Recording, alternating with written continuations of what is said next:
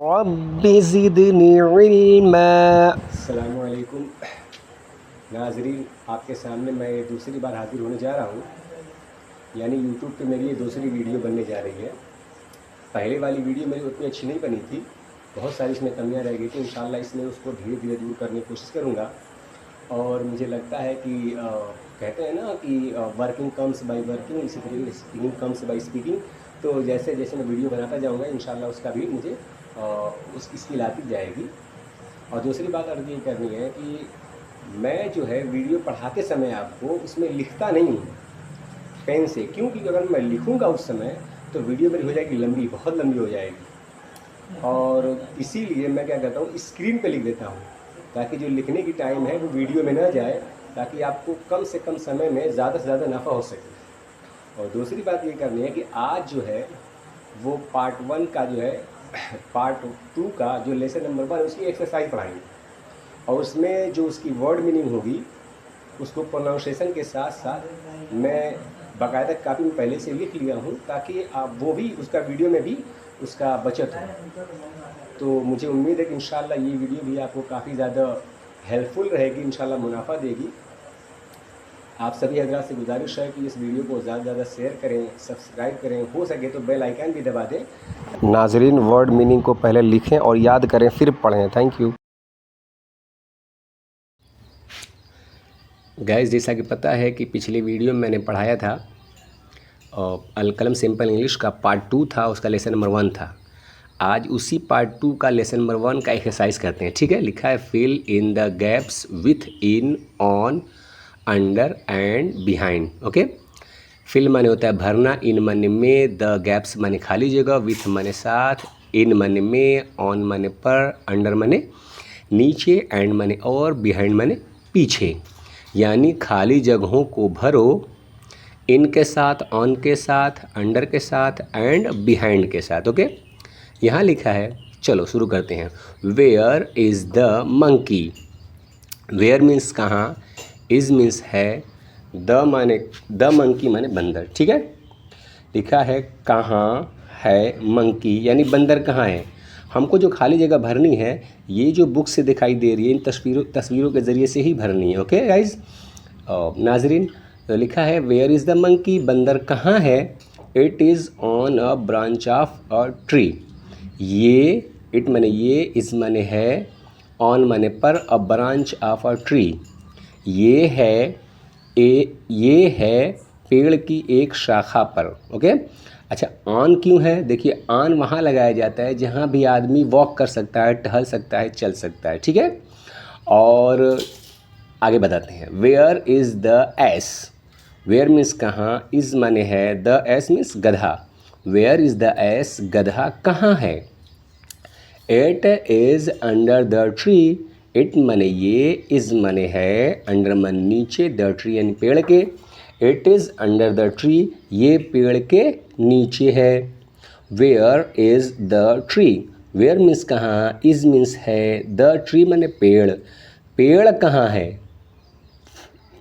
लिखा है it is behind the school. It माने ये, इज़ माने है, बिहाइंड मीन्स पीछे, द स्कूल स्कूल के। तो इस वाले सेंटेंस में क्या भरा जाएगा, बिहाइंड। क्यों? क्योंकि वो पेड़ जो देखिए वो स्कूल के पीछे है, तस्वीर में दिखाई दे रहा है। तो it is behind the school, ये है स्कूल के पीछे, यानी पेड़ स्कूल के पीछे, इसलिए यहाँ पे क्या भरेंगे, बिहाइंड। लेगा where are the birds. Where means कहाँ, आर माने हैं, द बर्ड्स मीन्स परिंदे। कहाँ हैं परिंदे, यानी परिंदे कहाँ हैं। ठीक है, अच्छा, मैं दो ट्रांसलेट इसलिए कर रहा हूँ कि एक वो है जो अगर आप सिर्फ वर्ड मीनिंग जानते रहेंगे तो भी ट्रांसलेट कर लेंगे। क्यों? क्योंकि जिस तरीके से अंग्रेज़ी लिखी है मैं उसी तरीके से ट्रांसलेट करते हुए जा रहा हूँ, लेकिन आखिर में जो ट्रांसलेट कर रहा हूँ वो उर्दू कवानीन के मुताबिक कर रहा हूँ। जैसे मैंने कहा वेयर आर द बर्ड्स, कहाँ हैं परिंदे, ये तो हुआ कवानीन के मुखालिफ है, लेकिन ठीक है, बात समझ में आ रही है। अगर किसी से आप कह रहे हैं कि कहाँ है परिंदे, तभी वो समझ जाएगा इसका क्या मतलब होता है। लेकिन सही तरीका ये है कि परिंदे कहाँ हैं। ठीक है, क्यों? क्योंकि उर्दू में सबसे पहले सब्जेक्ट आता है, फिर ऑब्जेक्ट आता है, उसके बाद वर्ब आता है, उसके सबसे आखिर में हेल्पिंग वर्ब आता है। लेकिन अंग्रेज़ी में क्या होता है नाजरीन, सबसे पहले सब्जेक्ट आता है, फिर हेल्पिंग वर्ब आता है, उसके बाद जो है वर्ब आता है, फिर ऑब्जेक्ट आता है। इसीलिए इन दोनों में थोड़ा सा ट्रांसलेट करने में तब्दीलियाँ हैं। तो लिखा है वेयर आर द बर्ड्स, परिंदे कहाँ हैं? They are on the tree. They माने वे, आर माने हैं, ऑन माने पर, द ट्री मीन्स पेड़। अच्छा, यहाँ ऑन न भरा रहे तो क्या पढ़ेंगे हम? दे आर ट्री, वे हैं पेड़। क्या मतलब रहेगा? पेड़ में या पेड़ पर या पेड़ के अंदर, ठीक है। तो they are on the tree, वे हैं पेड़ पर। वेयर इज़ द नेस्ट, घोंसला कहाँ है, ठीक है। घोंसला, वेयर मीन्स कहाँ, इज माने है द नेस्ट, घोंसला। It is on A branch of a tree, ये है पेड़ की एक शाखा। यहाँ पे क्या रहेगा? पर, इसलिए यहाँ पे ऑन, ठीक है। अभी मैं बताता हूँ कि ऑन और इन में फ़र्क क्या है। वेयर आर द एग्स, अंडे। वेयर मीन्स कहाँ, आर माने हैं, एक्स मीन्स अंडे। कहाँ हैं अंडे? देखिए गाइज, यहाँ पे लिखा है आर, यहाँ पे लिखा है एक्स। अगर यहाँ पे एग लिखा होता, एस न होता, तो यहाँ पे होता इज़। चूँकि यहाँ पे एक्स यानी कई सारे अंडे हैं, इसलिए यहाँ पे आर आया है, ठीक है। लेकिन इधर देखिए पूछ रहा है वेयर इज़ द एस। यहाँ पे देखिए एस एक गधे के बारे में पूछ रहा है, तो इसलिए यहाँ पे क्या आया है? इज़। फिर बताया इट इज़, ये है, ठीक है। यहाँ पे इज़ का इस्तेमाल किया गया, हेल्पिंग वर्ब क्या इस्तेमाल किया गया? इज़। लेकिन यहाँ पे हेल्पिंग वर्ब क्या इस्तेमाल किया गया है? आर। क्यों? क्योंकि यहाँ पे एक्स जो है वो जमा है, ठीक है। लिखा है they are in the nest. They माने वे, आर माने हैं, इन माने में, नेस्ट माने घोंसला। वे है घोंसले में। तो देखिए हमने किसको फिल किया है? ऑन को फिल किया है, अंडर को फिल किया है, बिहाइंड को फिल किया है, ऑन को फिल किया है, यहाँ पे ऑन को फिल किया है, यहाँ पे इन को फिल किया है। नॉर्मली देखिए आपको अंडर को भरना आता है, क्यों? क्योंकि वो आप जैसे ही ट्रांसलेट करेंगे कि ये है पेड़, क्या मतलब, उसके बाद आप खुद ही समझ में आ जाएगा कि नीचे।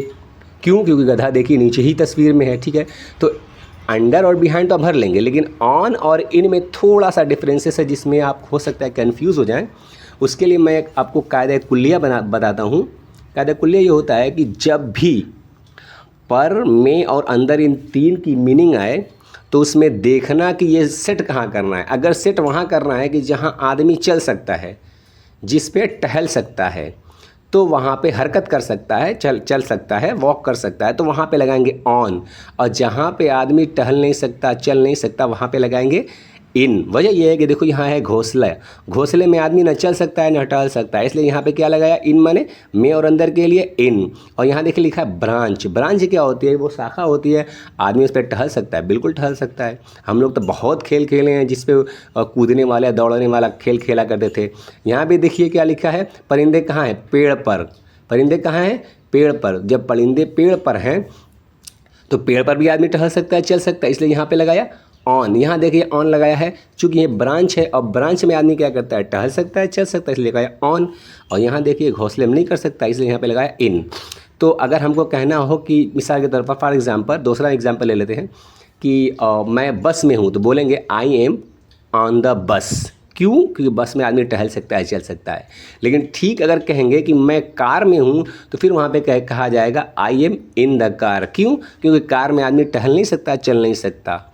आई होप कि you are understanding my words and मुझे लगता है कि आपको मेरा ये तरीका पसंद आया होगा और इन और आन की जो कन्फ्यूज़न होगी दूर हो गई होगी इंशाअल्लाह।